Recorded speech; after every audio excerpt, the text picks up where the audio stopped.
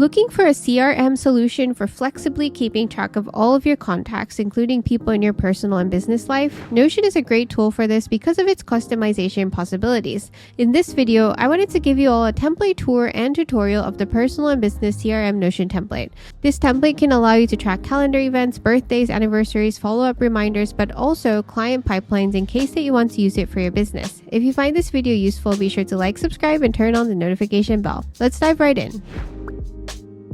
Let's first start with a brief overview of this template. So when you first open this up, you'll notice that there are follow-up reminders at the top so that you can keep track of who you need to contact next with this week and a view all view. Underneath here, there's a calendar where you can see all the events that you have with different people scheduled, as well as upcoming birthdays and upcoming anniversaries. These are automatically shown. Under the calendar, you can see all contacts by last name. And then at the left-hand side, you can add a mood picture here, as well as a navigation bar so that you can easily move around this CRM template and go to different parts of it.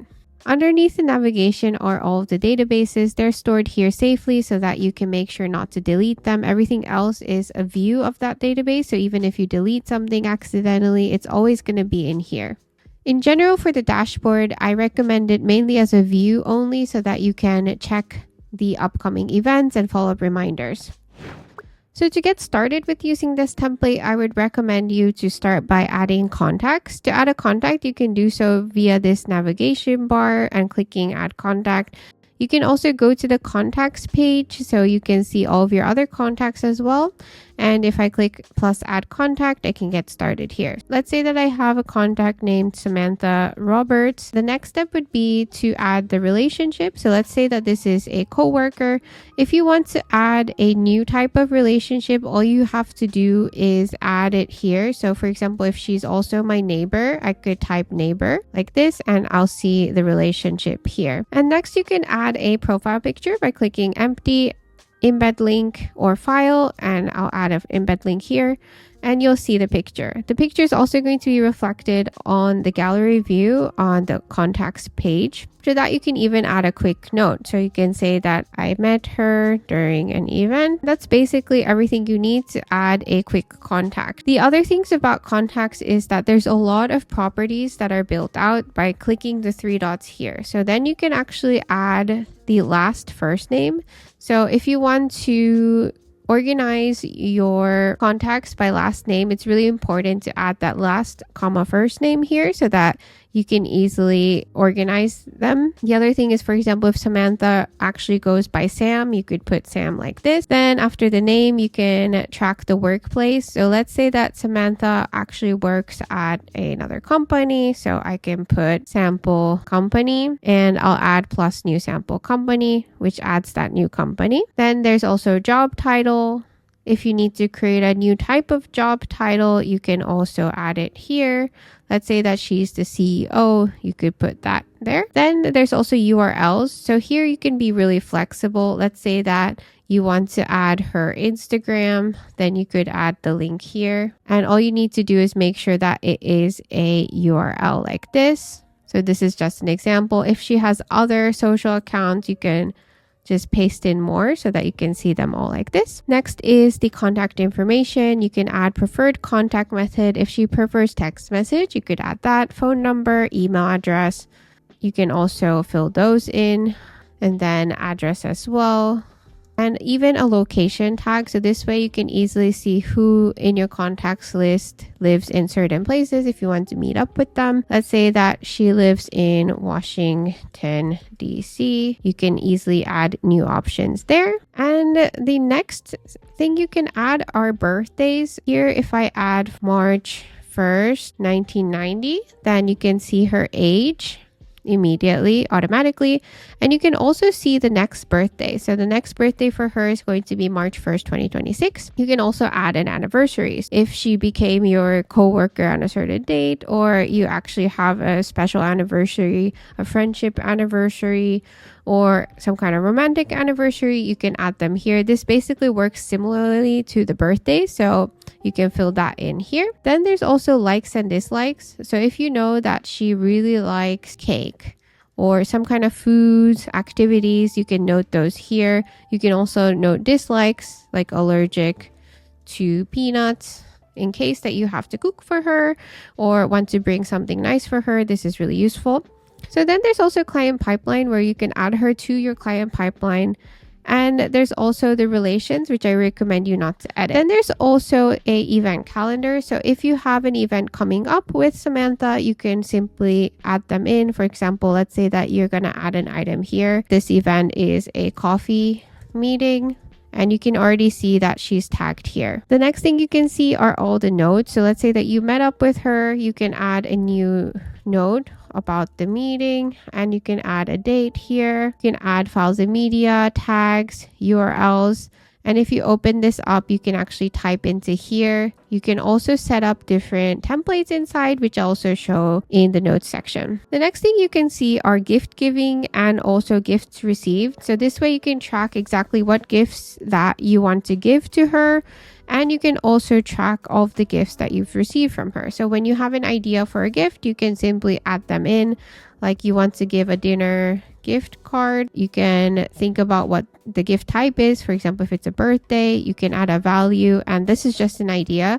Once you actually want to buy it, you can put it into to buy so that you know that you need to buy this for her. Then you also have gifts received. Let's say that she gave you a really nice flowers. You want to make sure to send a thank you letter, then you can do that here. So that's the basics of a single contact that you can do. And you can also add custom properties by adding them here, plus add a property, or going through the customized layout. So it is quite flexible in that sense. You can also type more underneath the photo and quick note if you need more information. And also another really important thing is this follow-up reminder. So let's say that you need to remember to contact her on Thursday regarding meeting up with her. Then you can type something like follow up soon about next meeting. And you can also set a reminder. So here you can set reminders on the day of the event. So now you can see Samantha Roberts here, and the follow-up reminder shows up here. You can also see the follow-up reminder here, and you can see her here as well. And in this contacts page, you can see all of your contacts by last name, by relationships. You can see all your coworkers, friends, and then you can see your location tags. You can see that Samantha Roberts is in Washington, D.C. Let's say that you're planning to visit New York soon. You know that you have a contact there like this. So this is also a really useful feature to have the location tag.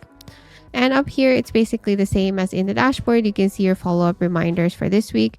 When you do follow up with someone, let's say that you remember to follow up, what you'll do is just clear the date or add a new follow-up date. So let's say the new follow-up date is here. Then I'll add it to April 3rd, and it's going to show up in my follow-up reminders here, but not in this week. You can also simply clear it so that you don't have any follow-ups needed anymore. Then it's like this. If you decide that you do want to follow up with her again, you can always open up the contact and then add a date. Next, let's go to the companies. So here we've added the sample company through Samantha Roberts, and you can see that we have one contact here. You can choose which industry this company is. Let's say that this is in the hospitality industry, then you can add one here. And it's very simple in that you can see the contact information for that company, as well as see all of the contacts relating to this sample company. If you want to add a new company, you can simply click plus company, and then it's going to add a new company here. If you want to add a cover photo, you can add cover, change cover, and you can choose a cover photo for the company. Let's say that I just put a building here so that we can see like this. And basically the sample company has a photo now as well. One thing I want to also note is that if you want to use this template without cover images, you can also go to the three dots here, go to layout, and then you can change the card preview to just be none so that you can eliminate all of these photos. But if you like the visuals, then you can keep them on, and I would recommend having the page cover on. Next, let's go to calendars. So inside of calendars, you can see your calendar events, as well as any upcoming birthdays and upcoming anniversaries. So in the event calendar, what you can do is either simply click a item in the calendar to create one, or you can click the button plus calendar event. I already added this event for Samantha. And if I want, I can add an icon here that matches the event. Like, for example, this would be coffee, like this. And the other things I can add is, for example, if this is just a coffee meeting, and I can also add a description, and you can see the contacts associated with it. You can even add additional notes below if you need, and you can see it here. And regarding the birthdays are actually through your contacts. So if I click John Doe here, you can see that this is the contacts database. So I would recommend not adding any events to upcoming birthday or upcoming anniversary, because that's basically just adding new contacts. So make sure not to click the new button here. This is just automatically calculated based on this contact's birthday. So you can see the next birthday here. One thing to also note is when the next birthday is that day, then it does take 1 day until it resets to the next. So this event's going to disappear on the 31st and it's going to be placed on the next year. And this is due to a slight Notion limitation that it's hard to automatically populate it years in advance. So I would suggest this method, but make sure that this is just view only. And same for the anniversary. This is also just for view only. So you don't want to add new items here. This is just the contacts database, and you can see the next birthday here. You can see the anniversary here. So you can see the next anniversary is October 30th. And if I go to anniversary and go to October, you'll see John Doe workplace start date. And if you want to add it to your main event calendar, I would recommend also mirroring that date here. So if you notice that John Doe's workplace start date's coming up on the 30th, you might want to add a follow-up reminder to wish him congratulations and so on, or add it to the event calendar as a proper event. The next thing is the gift tracker. So as you can see, I added this gift already to buy, and it's going to just show up here. Once I buy this gift, I can just change it to bought so that it removed from the to buy status and it's in buy status here. So I can see that I bought it. And once I've gifted it, I can move it to gifted. And where the gift's received as well, if I remember to send the thank you letter, then I can just choose thank you set, and it's in the buy status area. The next section is the clients, and in the clients, you don't necessarily need to use this clients page if you don't need to use this for business purposes or for client pipelines. But if you do want to use this as a client pipeline as well, what you can do is to add your contacts as a prospect. To do this, what you need to do is make sure that when you decide a contact is someone you want to put into the pipeline, you'll need to change that status to prospect. So let's say that I'm in my contacts and I want Samantha Roberts to be on my client pipeline. Maybe she's interested in some of my services outside of work. Then I would go to client pipeline here, and then instead of not applicable, I'll add her as a prospect. Once I add her as a prospect, if I go back to my clients list, then I'll see her on my pipeline. So you really have to make sure to go to the 3 dots here and then add her as a prospect in the client pipeline. Once she's there, then you can also add a project amount. Let's say that you think that if she does agree to this is about a $2,000 project, then you can add that in. Once you have that, then you can start moving her through the pipeline. So maybe you start with a discovery call, and you can see the total sum of this in each column. Maybe she's under negotiation. And then finally, when she's actually an active client, you can put her here. And actually, this calculates the amount of clients that you've won versus lost. So here you can see that you've won 2 clients and lost 1 client this month. So you can kind of see a success rate and stay motivated about client acquisition. When she's done being your active client, you can always move her to the past client list. And then you can basically see exactly who's in your active client list versus who's your past client list, and also who you've lost. So in case you want to reach out to them again, you can do that. So you can see lost clients, past clients, and active clients. If you want new items in this workflow, then you can go to the 3 dots here and then go to properties. For this, you can go to client pipeline.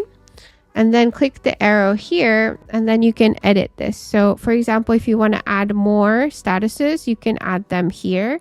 So instead of just discovery call negotiation, maybe you also want to add contract signed, then you can add that in and then move it here. So those are the areas for clients. If you want to add client portals here, what you can do is to connect it to a client portal database. And so there's a lot you can do, or something really simple would be simply to add a page in here that you would share with that specific client. So there's a lot of flexibility there as well if you want to go beyond the CRM and also use this as a client portal storage as well. Then the next thing you can do is go to notes. And here you can see the full view of all of the notes that you have with all of your contacts. And if you open it up, you can see them like this. And if you want to add specific templates for different kinds of note types, you can do so with the blue button here and then editing this meeting note or adding a new template. Just to show you, this meeting note is a basic template for something you might need for a meeting. So let's say that I have a new meeting, Samantha. Let's say it's a discovery call. If I open this up and I click meeting note, it's going to show this and I can just fill it in really easily. I can also duplicate this and create more kinds of meeting notes or other kinds of notes. So note-taking template. And I can fill this up with other kinds of prompts that I need to make sure to follow.